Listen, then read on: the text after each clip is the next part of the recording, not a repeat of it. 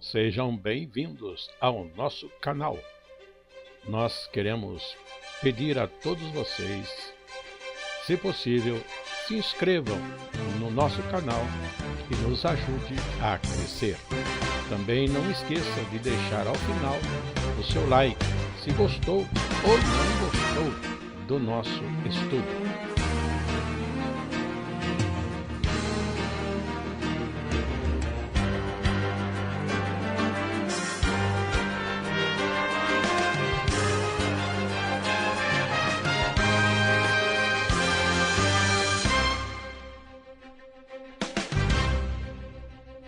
O estudo a seguir é de inteira responsabilidade de seus idealizadores e apresentadores. Passemos agora ao estudo da Palavra de Deus com o pastor Afonso Chaves.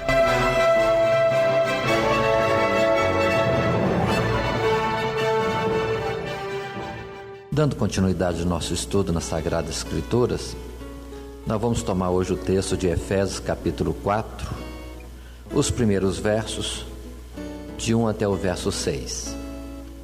O que temos visto nos nossos dois estudos últimos é a respeito daquilo que no princípio aprendemos, aquilo que é a base da fé e vida cristã e que devemos conservar. Lembrando que muitas coisas podem mudar, entretanto os princípios nunca mudarão. Estes permanecem. Ou, como se diz também a palavra de Deus, permanece a mesma sempre. Não sofre alteração alguma. Em Efésios capítulo 4, dando continuidade aos nossos estudos, entrando mais um ponto básico que precisamos estar considerando, temos a palavra que diz para nós: rogo-vos, pois eu, o preso do Senhor, que andeis como é digno da vocação com que fostes chamados, com toda a humildade e mansidão, com longanimidade, suportando-vos uns aos outros em amor, procurando guardar a unidade do Espírito pelo vínculo da paz.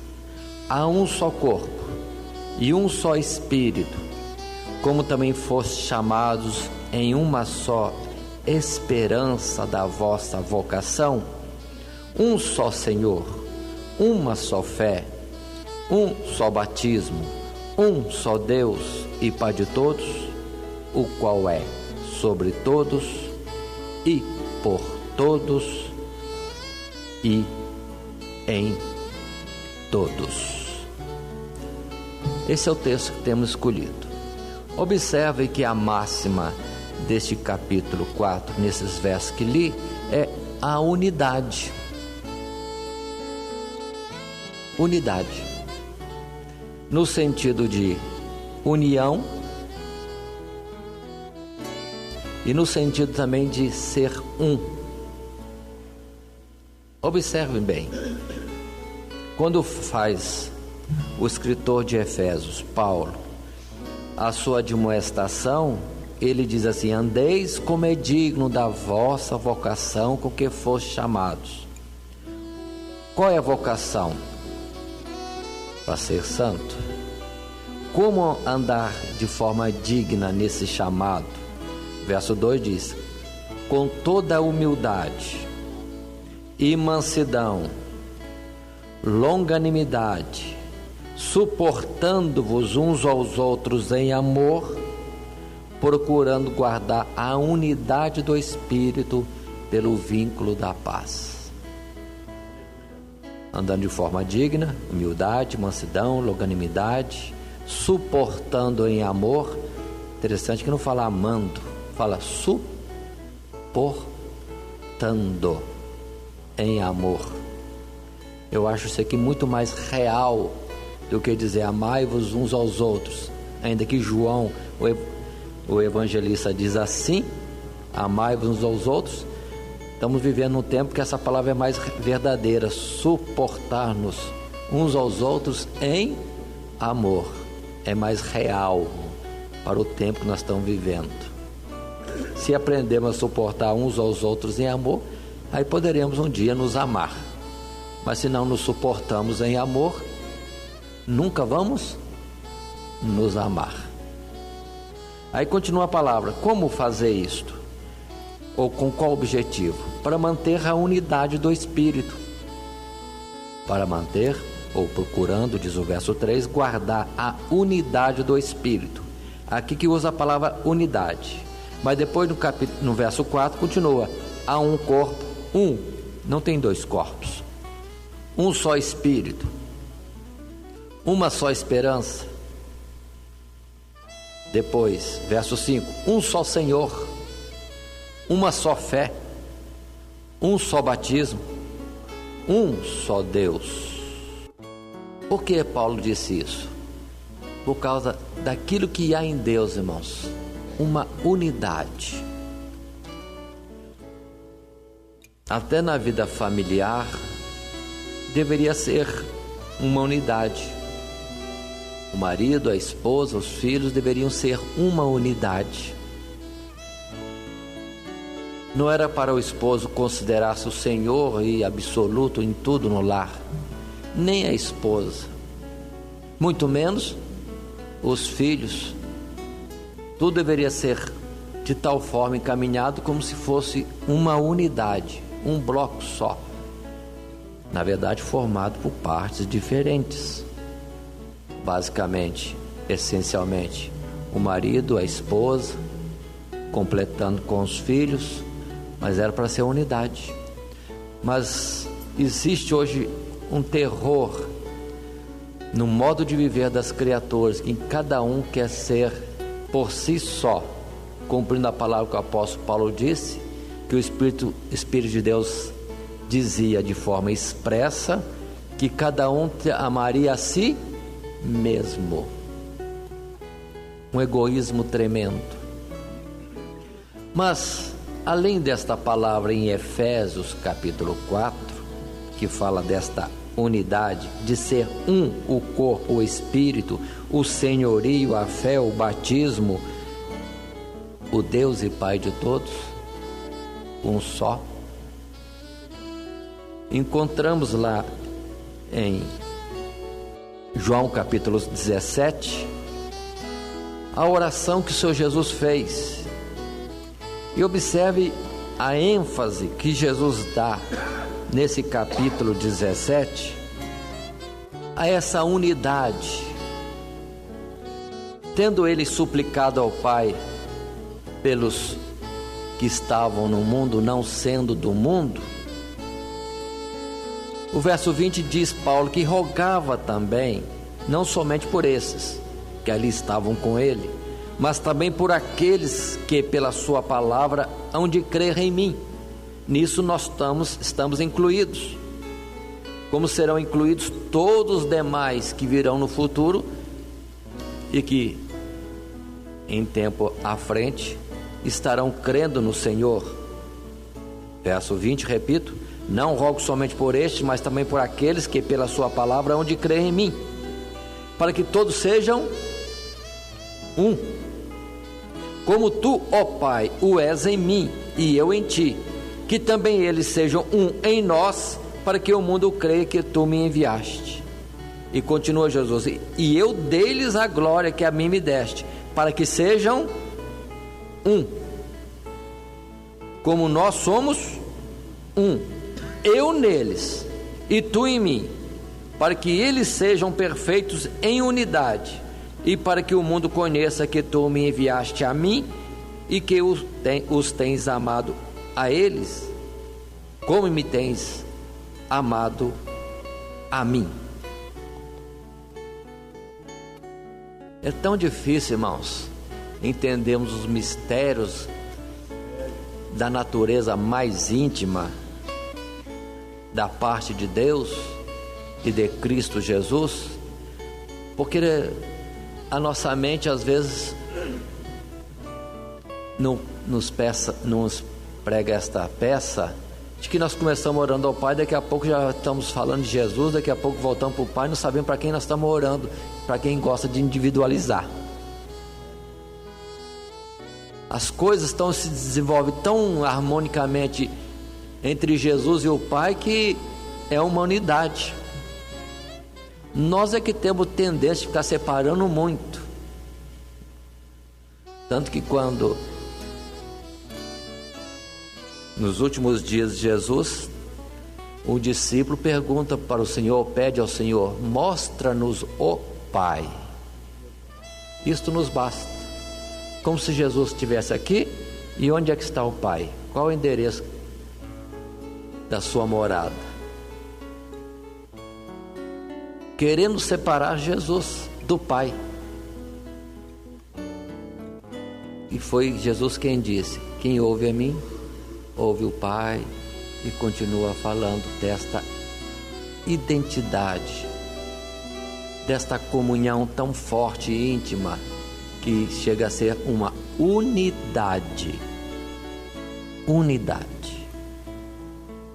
Já no tempo passado houve tanta luta, guerra em termos teológicos, porque diziam que Deus é um com Jesus. Vinham outros dizer: não, são dois. Não, são um, mas em duas expressões de vontade.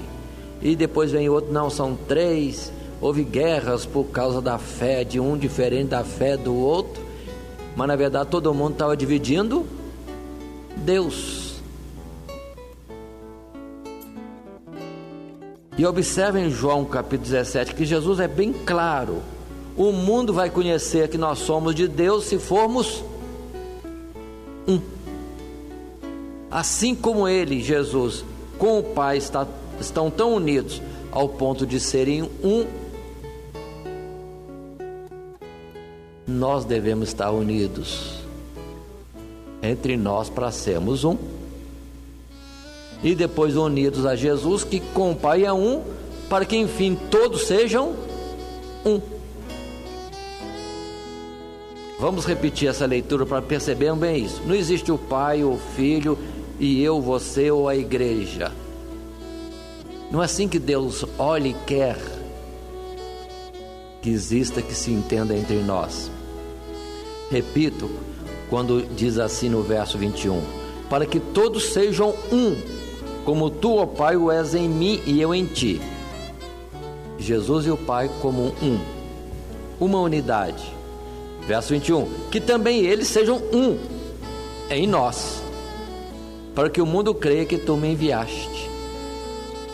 Verso 23: eu neles e tu em mim, para que eles sejam perfeitos em unidade.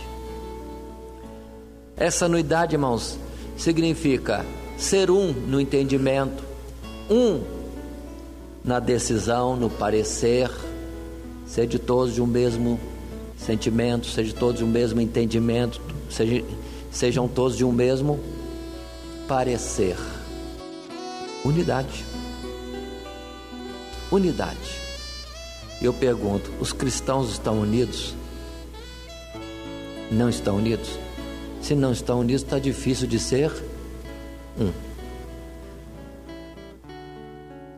E eu disse união não de estar presente, mas nesses aspectos: entendimento, parecer, sentimento. Aí está o princípio da fé, irmãos. O reino de Deus é um só. O povo de Deus é um só. Por isso que no passado não tinham várias igrejas. Era a igreja que está em Tessalônica, a igreja que está em Éfeso, a igreja que está em Gálatas, ou na Galácia, melhor dizendo, a igreja que está, e vem o local. Mas hoje nós temos no local muitas igrejas que não estão de forma nenhuma unidas e dizendo ser de Cristo. Como que o mundo vai crer? Na verdade, nós somos o maior obstáculo para o mundo ser impactado com a obra do Evangelho, porque nós mesmos não estamos em João capítulo 17, de sermos um, nem que tenha que nos suportar em amor, já que está difícil se amar. Mas vamos começar pelo menos, dar o primeiro passo, nos suportarmos em amor. Unidade. Quando a palavra diz unidade, ser um, observem no texto que nós estamos tomando em Efésios, no capítulo 4, quando a palavra fala de há um só corpo. E eu quero destacar também neste corpo, no aspecto de um povo só. Não existem, irmãos, dois povos. É unidade. Vamos entender. Há situações bem diferentes entre os cristãos de hoje e o Israel do passado. Quantos colocam estes dois povos como sendo diferenciados e os dois de Deus? Sim, são de Deus, mas não são dois. Há uma unidade. O que precisamos entender é que Deus chamou do mundo um povo, que inicialmente foi em Abraão e na sua descendência. Um povo, naquele passado. Um só era o povo de Deus.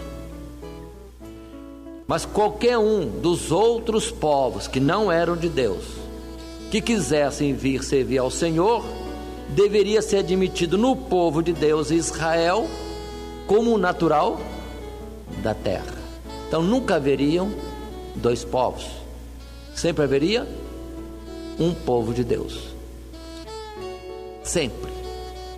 Tanto que vemos que quando o povo é retirado da terra do Egito para ir para o deserto com o objetivo de chegar na terra prometida, não saiu só israelita, saiu uma mistura de gente, mas ali estavam se declarando ser do Senhor. Deveriam ser tomados como naturais no meio do povo. Observe que na caminhada temos um convite que Moisés fez ao seu sogro Jetro. Jetro era sábio, mas acho que não percebeu a importância deste convite. Quando Moisés convida o seu sogro para se ajuntar a ele naquela caminhada a ir alcançar a terra prometida. Que pena, ele estava sendo convidado para ser israelita.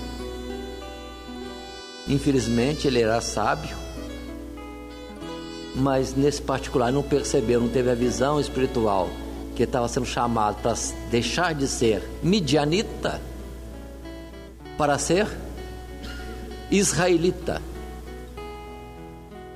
Ele já era midianita e com isso filho de Abraão, mas na carne, e no segundo casamento depois da morte de Sara. Ele estava sendo convidado para ser agora o que? Filho de Abraão, não só na carne pela segunda esposa, mas ser filho de Abraão na fé, no sentido espiritual, povo de Deus, não só povo de Abraão, descendência de Abraão. Andando à frente, chegamos em Jericó, que encontramos aquela mulher Raabe. Até tem aquele título, prostituta. Não sabemos até onde vai essa palavra, mas é muito feia para nós ainda hoje. Não sei o quão feia era antes, mas ela aceitou a fé. Foi salva na cidade de Jericó e foi inclusa no povo de Israel, e Deus lhe deu descendência no povo de Israel.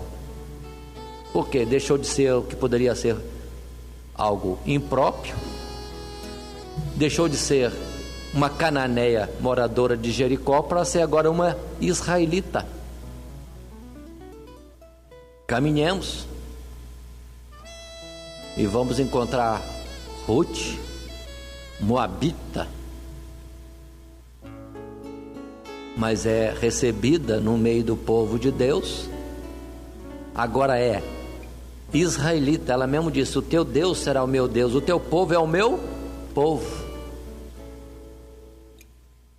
E foi recebida, sendo antes moabita. E assim sendo, vamos observar que este povo lá em Apocalipse se apresenta como uma multidão que ninguém pode contar, de todas as nações, povos, línguas e tribos. Mas por quê? Deixaram de ser alguma coisa e passaram a ser povo de Deus. Antes chamava-se israelita, hoje já não se dá esse nome para o povo de Deus na face da terra. Dá-se o nome de igreja, congregação dos santos. Mas os homens já dividiram em tantos nomes, repartindo aquele que deveria ser um povo único, os que creem em Jesus. Unidade. Tanto que Israel é comparado àquela árvore, oliveira verdadeira. Ou como Jesus disse: eu sou a videira verdadeira, o meu pai é o lavrador. E nós somos o quê? Nesta videira, galhos. Todo galho que está na videira ou na oliveira que não está dando fruto, é cortado, lançado fora o galho. Mas a oliveira ou videira permanece. Mas é uma coisa só, o povo de Deus é ou oliveira, uma representação, ou videira, comparado a uma só árvore. Agora, quem não era e aceita a fé é enxertado na mesma árvore. Então a raiz continua a mesma, o tronco continua o mesmo, e os galhos são aqueles que permanecem na fé. Mas a árvore é uma só. Então todo mundo que aceita a fé aqui nesta casa de oração, em qualquer outra casa de oração, em qualquer país do mundo, e com qualquer costume, nos seus povos, nas suas tradições, que vêm a Jesus, são enxertados na mesma árvore, fazem parte, são alistados no mesmo exército e povo de Deus. O povo é um, a árvore é uma, o corpo é um, há uma unidade. Tanto que depois a palavra no Novo Testamento diz: o corpo é um, mas os membros são muitos. Ainda que os membros são muitos e diferentes, constituem um mesmo corpo, uma unidade, onde todos trabalham com o mesmo objetivo, para o todo. E o todo trabalha para cada parte. Unidade. Ser diferente, mas estar junto. Ser diferente, pensar como um, sendo um. Este dedo daqui é meu, e este corpo é do dedo, mas também é do outro dedo, e esse outro dedo também é do mesmo corpo, e todos trabalham junto. Mas nós temos tanta presunção e nos dividimos tanto, e às vezes fazemos uma acepção tão grande que dizemos que Israel é um povo de Deus e continua sendo um povo de Deus, ainda que fora da fé. Mas todo galho que não dá fruto, Deus diz que seria arrancado. A árvore não é o galho arrancado, a árvore é o que permanece firme no solo, com raiz e tronco.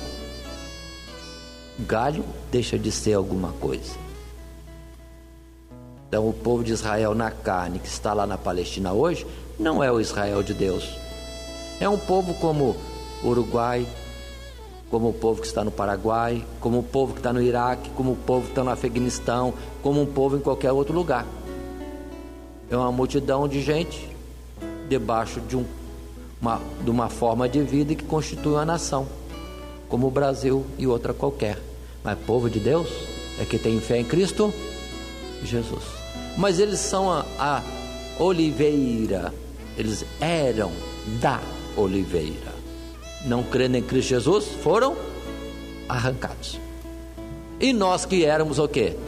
Gentios, fomos enxertados. Nós não éramos, agora somos oliveira verdadeira. Todo aquele que está em Cristo Jesus. Unidade. Não existirá no céu dois povos, o povo de Israel e o povo, a igreja. Não. A igreja é o Israel de Deus, que são aqueles que se agregaram a esta árvore única, povo de Deus, num lugar chamado oliveira e no outro lugar chamado de videira, conforme a simbologia do momento. Estamos falando de quê mesmo?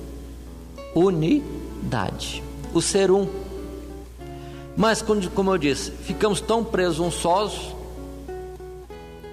que às vezes achamos que nós somos os tais, que somos o povo de Deus, a igreja. E os anjos? Os anjos. A nossa presunção chega a tal ponto que a gente se acha maior do que os anjos. Porque nós somos parte da igreja. Esquecemos desta unidade e desse povo único que existe. Por que alguns fazem essa separação? Porque em certo lugar se diz: não sabeis que havemos de julgar os anjos? Até alguém, nós vamos sentar lá, a igreja vai sentar no trono e botar os anjos lá para prestar conta. Não é assim. Isso é presunção. A palavra correta é aquela que o anjo que está vendo ao Senhor face a face, que está com o corpo celestial, que está lá naquela outra forma de existência, muito mais sábios, poderosos do que nós, estão vendo. Eles olham para nós e dizem no Apocalipse: nós somos conservos seus. O que quer dizer isso? Conservos, servos junto. Servo junto porque o Senhor é um só. Se somos servos juntos, em outra palavra, colegas de trabalho, de ministério, colegas na fé, só que eles como anjos agora, e nós ainda na carne, vivendo neste tabernáculo, nesta morada carnal. Mas nós seremos arrebatados, transformados à identidade ou igualdade deles, e lá nós vamos formar um só povo, um povo. Não vai ter a turminha dos anjos de um lado e a turma da igreja que veio da terra do outro. Não, há um só povo. Lá querubins, serafins, não sei quem mais que pode existir lá, se existe tanta separação de títulos, junto com a igreja será um só povo. Irmãos, já pensaram nisso? Um povo só? É um povo só. É o povo de Deus. Mas é importante nós explicarmos este aspecto. Quando a palavra diz: não sabeis que temos que julgar os anjos. Essa palavra está em Coríntios, na primeira carta, no capítulo 6. Quando Paulo, neste capítulo 6, Paulo censura, condena que os irmãos levem algum outro em juízo. Verso 1 diz assim: ousa algum de vós, tendo algum negócio contra outro, ir a juízo perante os injustos? e não perante os santos? Não sabeis vós que os santos hão de julgar o mundo? Ora, se o mundo deve ser julgado por vós, sois porventura indignos de julgar as coisas mínimas? Não sabeis vós que havemos de julgar os anjos? Quanto mais as coisas pertencentes a esta vida. Volto ao verso 3, no início, que diz: não sabeis vós que havemos de julgar os anjos? Como também antes disse, no verso 2, não sabeis vós que os santos hão de julgar o mundo? Qual é este aspecto de julgar o mundo? Julgar os anjos? Precisamos abrir em Lucas capítulo 11, verso 29, quando Jesus está falando com a multidão. No outro lugar se diz que alguém pediu ao Senhor algum sinal para mostrar que ele era o Messias. E Jesus diz então que não será dado outro sinal senão o sinal do profeta Jonas, verso 29. Maligna é esta geração, ela pede um sinal, e não lhe será dado outro sinal senão o sinal do profeta Jonas. Qual é o sinal do profeta Jonas? Assim como Jonas esteve 3 dias e 3 noites no ventre do peixe, o Senhor passaria 3 dias e 3 noites no seio da terra. Fala da morte de Jesus e da sua ressurreição. Outro sinal não é dado. Por isso que o apóstolo Paulo dizia: não quis saber entre vós de palavras persuasivas, de sabedoria humana, mas tão somente Cristo Jesus e este crucificado. Tá bom. O mundo tem da parte de Deus um sinal para crer em Jesus e ser salvo. É a sua morte no Calvário. O sacrifício de Jesus ali é expiatório, é o perdão dos pecados da humanidade. Ele é o Cordeiro de Deus que tira o pecado do mundo. Não há outra forma de se reconciliar com Deus. Como Jesus disse: eu sou o caminho, a verdade e a vida, ninguém vem ao Pai a não ser por mim. Não é por um santo ou uma santa, nem a mãe dele, segundo a carne, a mãe de Jesus. Todos são desvios. A salvação está em Cristo Jesus e este crucificado. Verso 30. Portanto, assim como Jonas foi sinal para os ninivitas, assim o Filho do Homem o será também para esta geração. 31. Atenção agora. A rainha do sul se levantará no juízo com os homens desta geração e os condenará, pois até dos confins da terra veio ouvir a sabedoria de Salomão, e eis aqui está, quem é maior do que Salomão. Por que diz que a rainha do sul se levantará no juízo e condenará aquela geração? Porque uma mulher rainha de um país longe sai do seu domínio, vai longe para encontrar com Salomão, porque tinha ouvido falar da sabedoria dele. Se esta mulher, rainha de Sabá, que aqui é chamada rainha do sul, se ela vivesse no tempo de Jesus, ela largaria tudo lá e iria para encontrar Jesus. Rainha de um país distante, não quer saber se teria perigo se afastar do seu domínio, se perderia lá o reino. Qual é a grandeza desse homem lá em Israel? Largou tudo e foi ouvir da sabedoria de Salomão. Agora,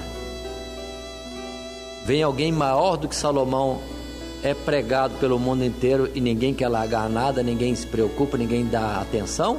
Então a rainha do sul, a rainha de Sabá, no dia do juízo, pode ter certo, estará condenando muita gente. Não que ela vai falar, está condenado, não é isso, porque a atitude dela de ir ao encontro de Jesus, ou melhor, de alguém até menor, Salomão, condena todo mundo que não se move para ir ter um encontro com o Senhor. O ato dela é que faz com que os outros sejam condenados, que comparando um com o outro, essa fez algo que é digno, que é demonstração de reconhecer o senhorio de Cristo, ainda que na figura de Salomão. Mas quantos hoje não estão reconhecendo o senhorio de Cristo? E não está longe, está perto. E Jesus é muito mais do que Salomão. Então não é ela que vai sentar no juízo e bater o martelo de condenação das nações. A atuação dela mostra que ela fica de um lado e o restante fica do outro. E continua a palavra ainda no verso 32: os homens de Nínive se levantarão no juízo com esta geração e a condenarão, pois se converteram com a pregação de Jonas. E eis aqui está quem é maior do que Jonas. Igualmente chegou Jonas, perdoa a expressão, mas saído do ventre do peixe. Eu não sei mesmo que se Jonas estava não, viu, irmãos? Tal qual Paulo chegou certa vez e disse, referindo aos Gálatas, se não me engano, de que foi em fraqueza. Quando foi pregar o evangelho na Galácia, ele estava fraco, mas ninguém o teve em desprezo pela sua fraqueza física, mas o recebeu como enviado de Deus, mesmo como um anjo. Mas voltemos aos ninivitas. Receberam Jonas, se converteram pela palavra de um homem que era estrangeiro, quando falou da parte de Deus. Então, gente terrível, violenta, ruim, como os ninivitas, se converteram com a pregação de Jonas. E por que muita gente hoje não se converte com a pregação de Cristo Jesus? Porque está escrito. Se antigamente a palavra vinha por profetas, muitas vezes de muitas maneiras, como vieram aos nossos pais no passado, hoje, entretanto, a mensagem é direta por parte do Filho de Deus. Quando um de nós testifica, se estivermos na graça do Senhor, não somos nós que estamos falando, é o Senhor que está pondo na nossa mente, na nossa boca, as palavras direcionadas a alguém. Quem resiste a um que fala por parte de Deus, resiste ao próprio Deus. Então, naquele dia do juízo, os ninivitas não vão pegar um martelo e bater, condenado, não, mas eles estarão colocados numa posição de um lado, como aqueles que deram crédito na palavra de Deus, e quem não crê em Jesus colocado do outro lado. Esta é a forma de julgamento. Assim também nós que somos hoje crentes em Cristo Jesus, com toda essa fraqueza, essas lutas dessa vida, tempo difícil que vivemos, em tudo isso mantemos a fé em Cristo Jesus. Naquele dia estaremos também do lado da rainha de Sabá, dos ninivitas do tempo de Jonas, e vamos testificar contra os anjos que, estando numa morada e junto com Deus nos céus, preferiram se rebeliar e construir uma outra nação nas bandas do norte. Aí é a condenação deles. Sendo poderosos, vendo o Senhor face a face, conhecendo o seu senhorio, quiseram uma independência dele. E nós confessamos sempre que nada podemos sem o Senhor. Aí será a forma com que eles serão condenados, porque tendo uma visão completa da santidade, autoridade, senhorio de Deus, não se submeteram. Então nós não vamos bater o martelo lá, Satanás está condenado. Não. A nossa ação mostra a posição por Cristo, e a posição deles mostra contrária. Ou como diz o apóstolo Paulo, essa forma de vida sujeita a Cristo Jesus, nessa luta, nessa dificuldade que temos, tendo pouca força, guardando o nome do Senhor, é indício, o bom cheiro de Cristo em nós para a salvação. Mas aqueles, ainda que os anjos, os que foram rebeldes, se colocar em outra posição, também é indício de perdição. Então nós não somos maiores que os anjos fiéis, somos irmãos, porque todos na terra e no céu tomam o nome de uma mesma família, a família de Deus.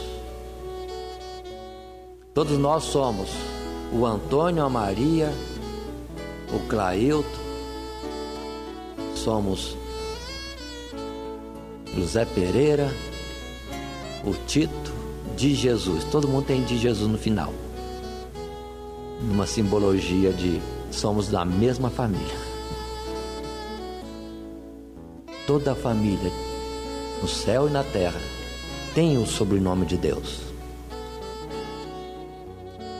Se na terra o ser da mesma família ter um mesmo DNA, últimas descobertas, entretanto lá no céu tem faz parte da família de Deus os que tem o mesmo Espírito. É a marca de Deus naquele que é dele. Aí não adianta, pode ser branco, preto, azul, amarelo, brasileiro ou americano, primeiro mundo ou quarto mundo, não interessa. Macho ou fêmea, não interessa. Anjo celestial ou homem, todo quebrado aqui na terra, se tem o Espírito de Deus, é povo, família de Deus. Essa é a identidade dos que são de Deus. E assim somos o mesmo povo. Mas voltemos à expressão de Efésios: um corpo, um corpo, um corpo. Tem tantos caminhos que nós podemos seguir agora, irmãos. No mesmo corpo há muitas diferenças. Fisicamente, as partes de um corpo têm que estar juntas, mas Deus já nos mostra que é possível ficar não ligado, mas estar unido e ter uma unidade. É o caso, por exemplo, do casamento. Quando o Senhor fala que os dois serão uma só carne, não é assim que o Senhor fala? Uma só carne? Já mostra uma união, para ser uma unidade. Não estão sempre colados, mas ainda que andem por caminhos diferentes, formam uma só carne. Vamos tomar no sentido agora, primeiro, dos dons espirituais. O que nos diferencia, irmãos, são os dons, a vocação para o que Deus nos chamou. Começa fisicamente, macho e fêmea. Depois vem outros atributos: inteligente, mais ou menos inteligente, com capacidade mais para letras ou capacidade mais para números, com capacidade para a arte na música ou a arte no desenho ou outra forma de agir, nesta profissão ou naquela. Mas quem deu todas essas capacidades é o mesmo Deus. Não é para separar, é para que um complete o outro. Se um é pedreiro, ele faz a função de pedreiro, mas quando ele precisa do carpinteiro, ele não vira carpinteiro, ele tem que chamar o carpinteiro. Depois chama-se o pintor, e aí vão completando, todos com os seus dons diferentes, se ajuntam para a mesma construção, que é a obra de Deus em nós. Por isso que Efésios 4, de novo, fala: em seguida ao texto que nós lemos, do verso 1 ao verso 6, que ele deu dons aos homens para que todos juntos, uns trabalhando nos outros, nos edifiquemos. Um corpo edificado por vários membros que têm dons diferentes, mas devem estar trabalhando para o mesmo bem comum. Mas hoje observe que a tendência do cristão, chamado cristão, se for só isso, não for povo de Deus, mas evidencia nesse aspecto. Alguém tem um dom de uma coisa, ele se separa no grupo. Não, nós não somos daquela igreja, nós somos desta. Que nesta temos este dom. Outros que têm outro dom separam-se noutra igreja. Nós não somos daquela, porque nós temos esse dom. Aí alguns se separam porque gostam do louvor, outros vão para o outro lado porque gostam de expulsão do demônio, outros vão para o outro lado porque gostam de curar os enfermos, outros vão para o outro lado porque gostam de evangelizar. Pronto. E se separam, se dividem, enquanto era para todos estar juntos. O que ora orando por todos, o que tem o dom de curar para estar curando a todos. Se a turma que tem o dom para curar ficar só no lugar, lá todo mundo vai estar são, o resto vai estar enfermo. Mas espiritualmente, quem tem a visão estará enxergando e eles estarão cegos.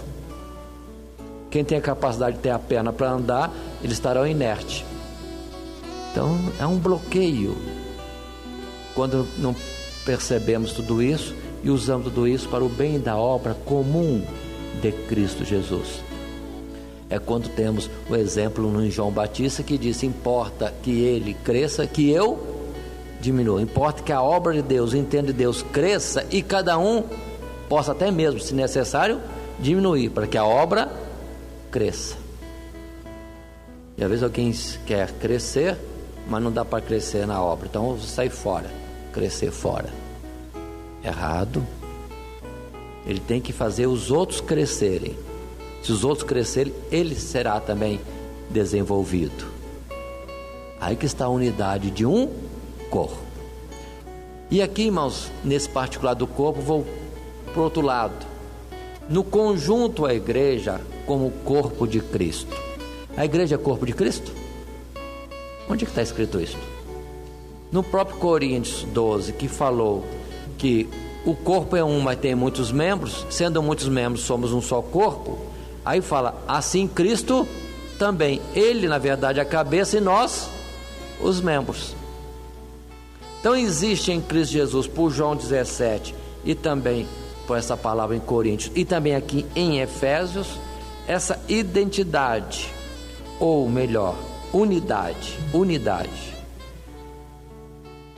de cada um de nós com Cristo, na formação de um corpo. Está bom. Eu gostaria de ler em Efésios uma passagem que fala para nós esse aspecto com mais veemência. Efésios capítulo 4, iniciando ali, no verso 16, podemos ler também um 15, depois de falar que há muitos dons, que o Senhor deu os dons para a edificação da igreja, o verso 15 diz: antes, seguindo a verdade em caridade, cresçamos em tudo naquele que é a cabeça, Cristo, do qual todo o corpo bem ajustado e ligado pelo auxílio de todas as juntas, segundo a justa operação de cada parte, faz o aumento do corpo para a sua edificação em amor. Observe esse particular. A nossa união com Cristo, passemos a unidade, é de um corpo também. Não vamos entender que a igreja é um corpo e Cristo é outro corpo. Aí seriam dois corpos. E Deus o Pai afora também, então já seriam três corpos. Mas nós estamos falando desde o início que há uma unidade. Então, de Jesus e o Pai, um. De nós em Jesus com o Pai, um. E se é um corpo, não podem ser dois.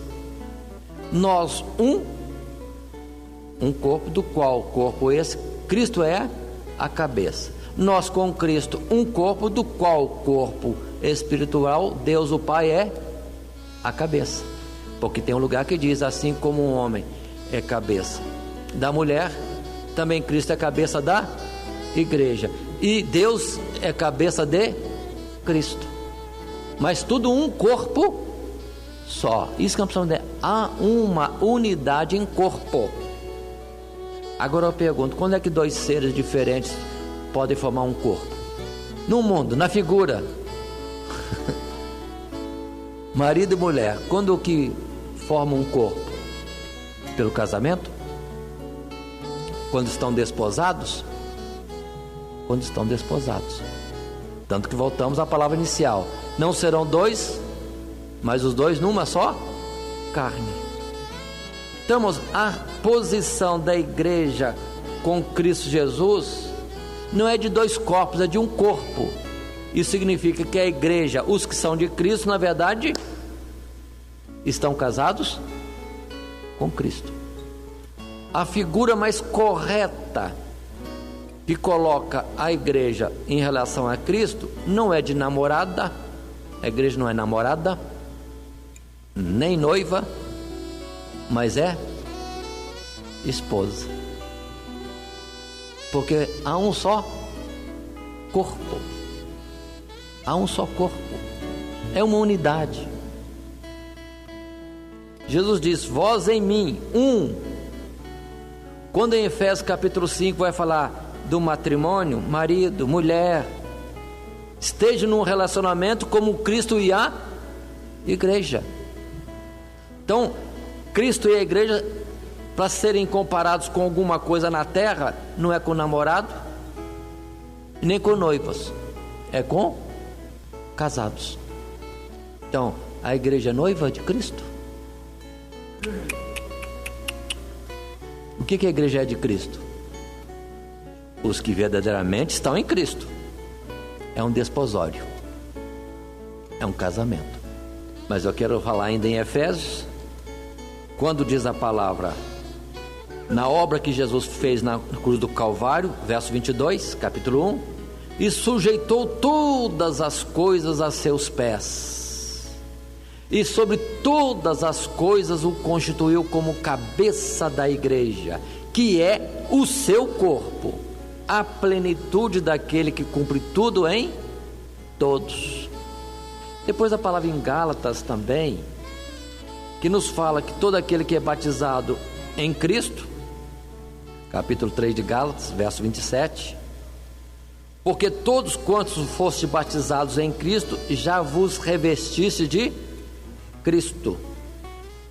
E nisso não há judeu, nem grego, nem servo, nem livre, não há macho, nem fêmea, porque todos vós sois um em Cristo Jesus. Observe bem esse aspecto, um corpo.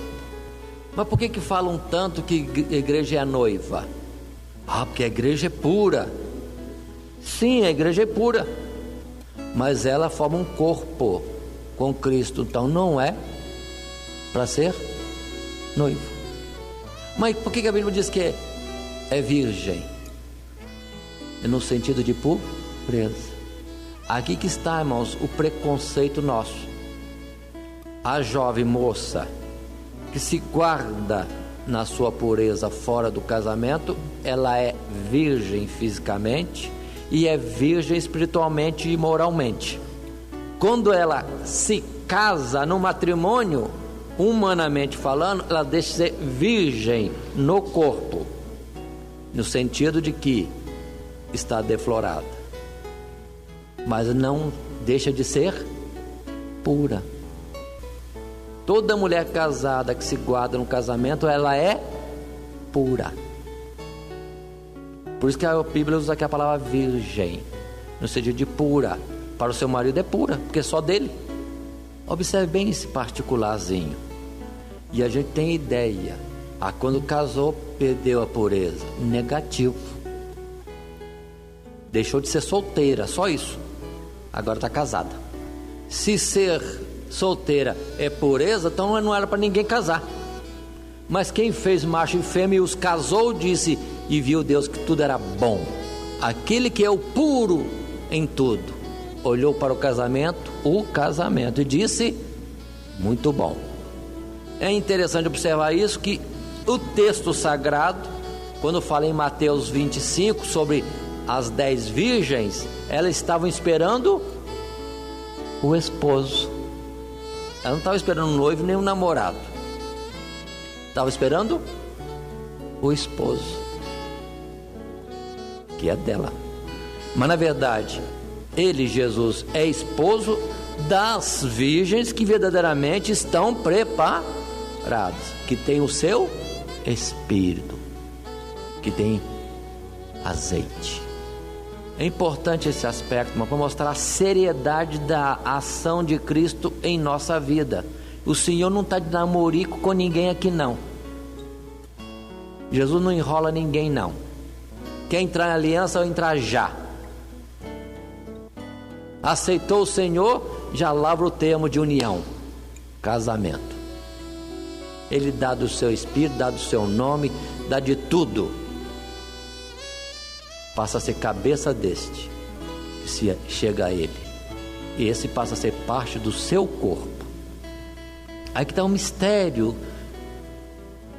O mistério é esse: união. Tanto que na hora que vai nascer filhos espirituais, que são os novos convertidos, a igreja não tem poder de gerar ninguém. Precisa o Senhor ir junto. É do amor do esposo e da esposa, seja da igreja e Cristo, é que nascem os novos filhos da fé. Se alguém acha que vai sair pelo mundo sozinho pregando evangelho, vai ter muita gente salva, não vai ter nada. Por isso que em Apocalipse 22 diz, o Espírito e a esposa dizem, quem crê, quem ouve, vem. Isso é chamado o gerar filhos da fé, que Paulo em Gálatas refere, que ele sentia dores de parto, como de parto. No sentido espiritual, ele queria gerar pessoas para a vida espiritual, filhos da fé. E voltando lá atrás, vamos entender que o povo de Deus, a nação de Israel, que estava casada já com o Senhor, que era povo de Deus, não gerava filho no sentido espiritual, porque a figura correta da igreja no passado é de uma mulher estéril. Por isso que Sara, esposa de Abraão que representa a figura de Deus, e Sara que é figura da igreja, mas Sara era ainda estéril, porque ainda não tinha chegado o tempo de manifestar-se, ouvir a luz, o primogênito, que é Cristo Jesus, que é o Isaac da figura. Mas quando nasce Isaac, aí pronto, aí para nascer filho à vontade. Vindo Jesus, espiritualmente muitos podem vir a salvação, vir a luz, gerados para a vida eterna. Por isso que em Apocalipse fala que para João, quando se chama a João para ver, capítulo 19 de Apocalipse, regozijemo-nos e alegremo-nos e demos-lhe glória, porque vindas são as bodas do Cordeiro e já sua esposa se aprontou. Capítulo 21, 2: E eu, João, vi a santa cidade, a nova Jerusalém, que de Deus descia do céu, adereçada como esposa ataviada para o seu marido. Apocalipse 21, 9: E veio um dos 7 anjos que tinham as 7 taças cheias das últimas 7 pragas, e falou comigo, dizendo: Vem mostrar-te-ei a esposa, a mulher do Cordeiro. Perdoe, irmãos, mas voltando a Isaías 54, quando a Israel era falada que era como estéril: Alegra-te tu que não tiveste filhos, porque tu tens marido. O Senhor dos exércitos é o teu marido. Mas não era tempo de gerar filhos ainda, que precisava vir Jesus, chamado primogênito, o primeiro dentre os homens, gerado para entrar nos céus. Mas onde é que está a festa de casamento? Festa de casamento. Nós fazemos festa de casamento. para mostrar a aliança, a união de um homem e uma mulher. Só que a união de Cristo e a igreja foi com a aliança de sangue, Calvário. Diferente. Jesus dava a sua vida para ter a igreja para si, num corpo. Perdoe dizer, mas voltemos a Gênesis capítulo 2.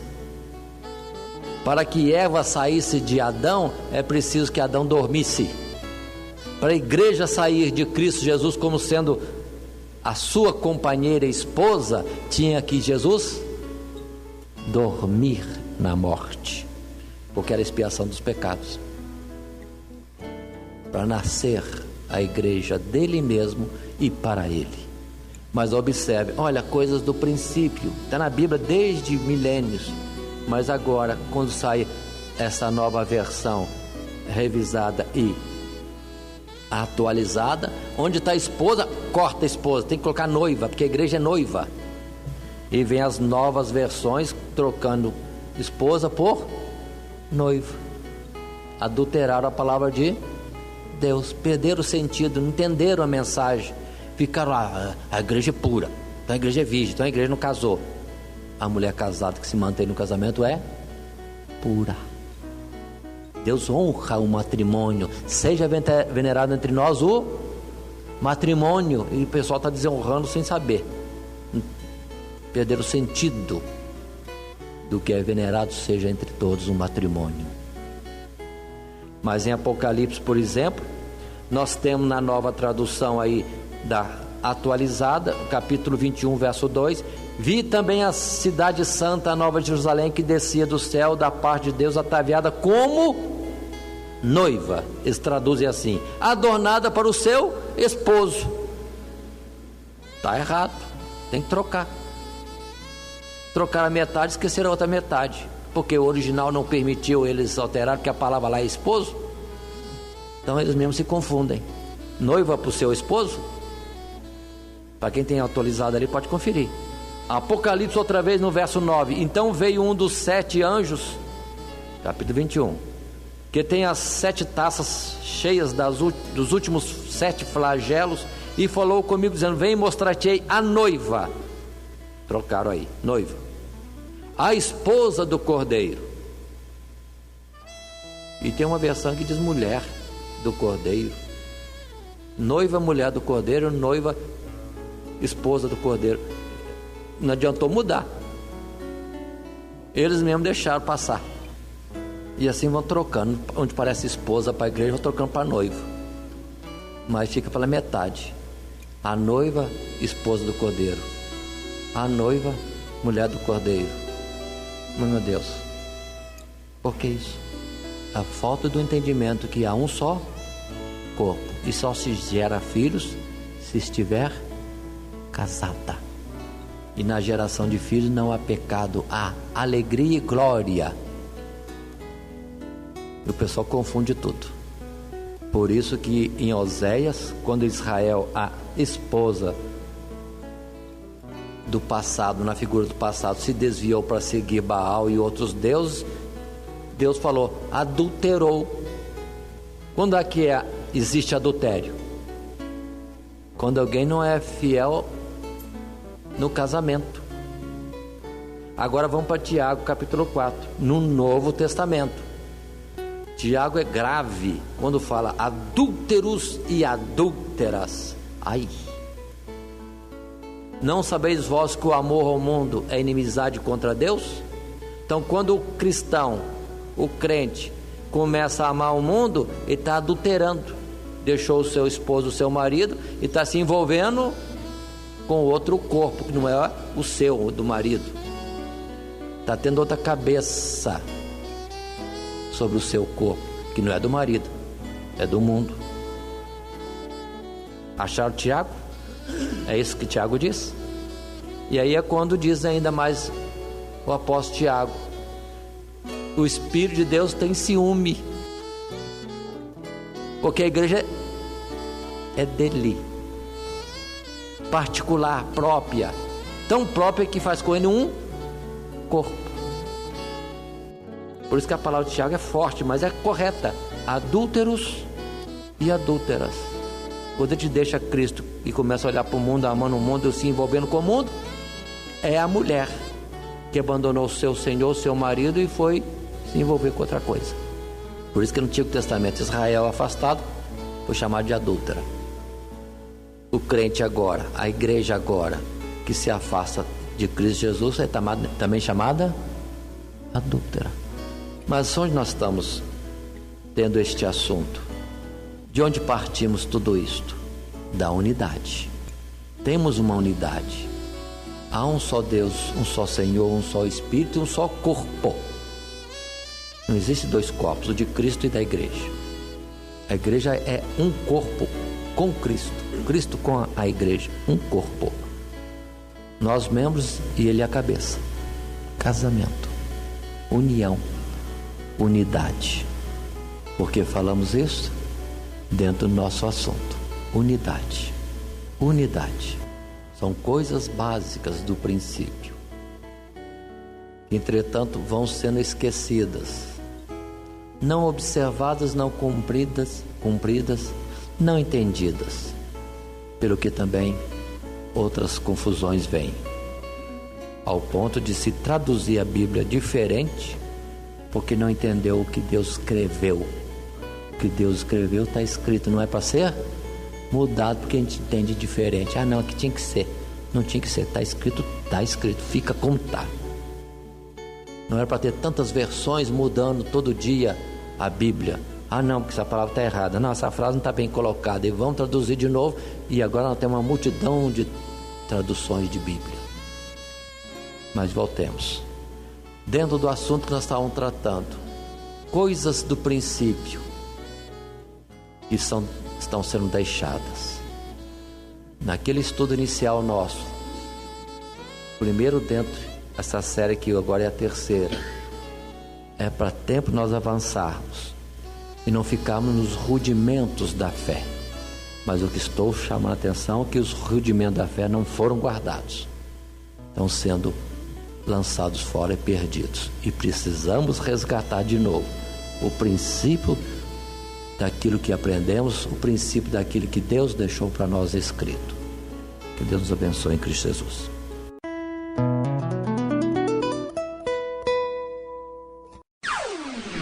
Todo dia, toda hora, muito mais prazer em ouvir.